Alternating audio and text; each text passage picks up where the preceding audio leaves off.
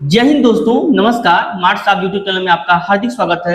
दोस्तों, जैसा कि आप जानते हैं, बिहार विद्यालय परीक्षा समिति ने यस्टेट को लेकर के आवेदन प्रारंभ कर दिए हैं। वहीं सभी सब्जेक्ट के आवेदन प्रारंभ हैं। वहीं लेट के अभ्यर्थी परेशान हो रहे हैं कि लेट के साथ नहीं आवेदन लिए जा रहे हैं। साथियों, आपको घबराने की कोई जरूरत नहीं है। 1 से 2 दिनों में आपका भी प्रबंध हो जाएगा बिहार विद्यालय परीक्षा समिति के द्वारा।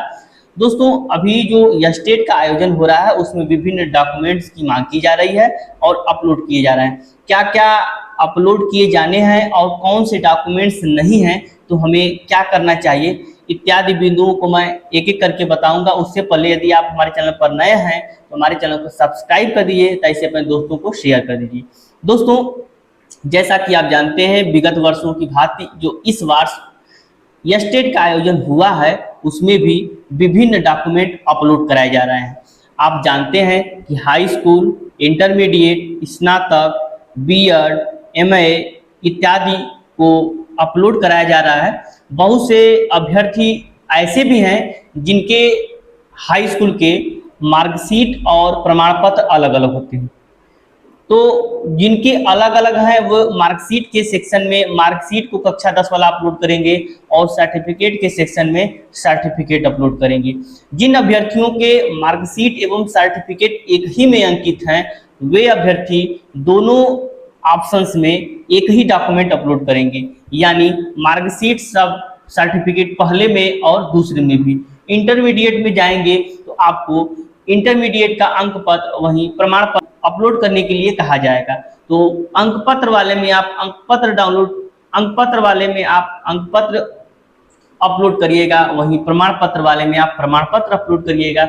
यदि प्रमाण पत्र व अंक पत्र एक ही मार्कशीट पर है तो आपको दोनों ऑप्शंस में एक ही चीज अपलोड करने हैं, लेकिन करने हैं कोई भी ऑप्शन आपको खाली नहीं छोड़ना है।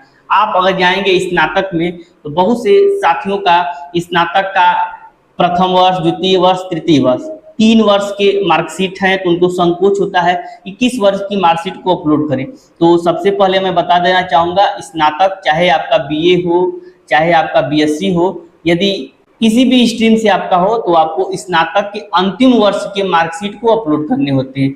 जो भी अंतिम वर्ष के मार्कशीट हैं, जो लास्ट सेमेस्टर के मार्कशीट हैं, उनको ही आप उस तालिका में अपलोड करेंगे। वहीं जो है कि स्नातक के प्रमाण पत्र अलग से आते हैं, तो आप प्रमाण पत्र के कॉलम में प्रमाण पत्र अपलोड करेंगे। यदि आपके पास प्रमाण पत्र नहीं है तो औपबंधिक प्रमाण पत्र है उसको भी अपलोड कर सकते हैं।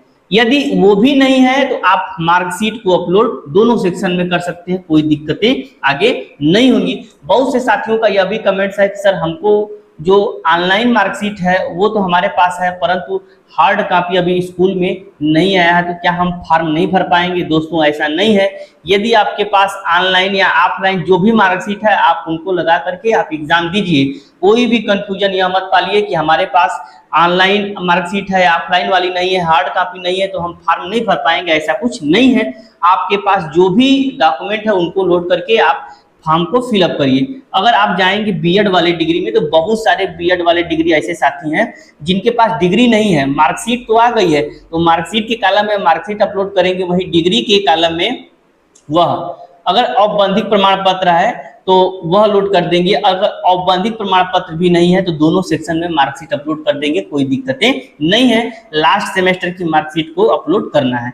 वहीं एमए, आप जानते हैं कि अगर जो व्यक्ति एमए किया हो या एमएससी किया हो वो मार्कशीट के सेक्शन में मार्कशीट अपलोड करेगा, वहीं सर्टिफिकेट के सेक्शन में सर्टिफिकेट अपलोड करेगा। यदि सर्टिफिकेट नहीं है तो दोनों सेक्शन में मार्कशीट वो अपलोड कर सकता है। एक बार मैं पुनः बता देना चाहूंगा दोस्तों, यदि आपके पास पुनः ऑनलाइन आपका रिजल्ट आ गया है लेकिन हार्ड कॉपी में आपका रिजल्ट नहीं है, आपको फॉर्म भरने हैं तो निसंकोच भर दीजिए, उसको अपलोड कर दीजिए, कोई दिक्कतें होने वाली नहीं है। आप ऑफलाइन या ऑनलाइन जिसके माध्यम से जो भी मार्कशीट है, केवल यह है कि आपका रिजल्ट आ जाना चाहिए। चाहे वो अभी आपको हार्ड कॉपी भले न प्राप्त हुआ है लेकिन आ गया है तो आप जो जिराक्स वाला है उसको अपलोड करके फाइनल सबमिशन कर सकते हैं। कंप्यूटर वाले जो यस्टेट अभ्यर्थी देंगे वो ध्यान देंगे, कंप्यूटर में बिहार में अभी तक जो है कि बीएड की डिग्री नहीं मांगता है। जब नहीं मांगता है तो उसके जगह को उन्होंने यह प्रबंध किया है कि बीएड के जगह पर एमए आपका होना चाहिए, उसके साथ पीजीडीसीए होना चाहिए। यदि आपका पीजीडीसीए है, अगर आपने स्नातक किया है, तो आप बिहार में यह स्टेट के लिए एलिजिबल नहीं है। जब तक आप स्नातकोत्तर यानी एमए किए हैं, एमएससी किए हैं और साथ में आप पीजीडीसीए किए हैं, तभी आप कंप्यूटर के लिए यह स्टेट का फॉर्म भर पाएंगे, अन्यथा आप यह स्टेट का फॉर्म कंप्यूटर विषय से नहीं भर पाएंगे। स्पष्ट मैं कह देना चाहूंगा, आपके पास भले बीएड है लेकिन आपने पीजीडीसीए किया है लेकिन आप नहीं भर पाएंगे, उसके लिए स्नातकोत्तर की डिग्री अनिवार्य है। मैं एक बार पुनः बता दे रहा हूं साथी, अगर कोई भी डॉक्यूमेंट नहीं है तो आप कमेंट सेक्शन में कमेंट करके हमसे पूछ सकते हैं, मैं आपका रिप्लाई दे दूंगा और उस कंफ्यूजन को दूर कर दिया जाएगा। यदि आपके पास ऑफलाइन रिजल्ट नहीं आए हैं, ऑनलाइन रिजल्ट आए हैं, फिर भी आपको फॉर्म भरने हैं, फॉर्म को छोड़ना नहीं है और फॉर्म को सबमिट कर दीजिए, क्योंकि 1 हफ्ते का समय है, समय बहुत ज़्यादा नहीं है, सर्वर लो भी हो सकता है। दोस्तों, हमको उम्मीद है कि यह चीज़ें आपको समझ में आ गई होंगी। यदि अच्छे से समझ में आ गई हैं तो हमारे वीडियो को लाइक कर दीजिए तथा चैनल को सब्सक्राइब कर दीजिए, और जो भी आपके क्वेरीज हैं वो कमेंट के माध्यम से हमको बताइएगा, मैं उसको दूर करने का प्रयास करूंगा। मिलते हैं अगले वीडियो में, तब तक के लिए नमस्कार, धन्यवाद।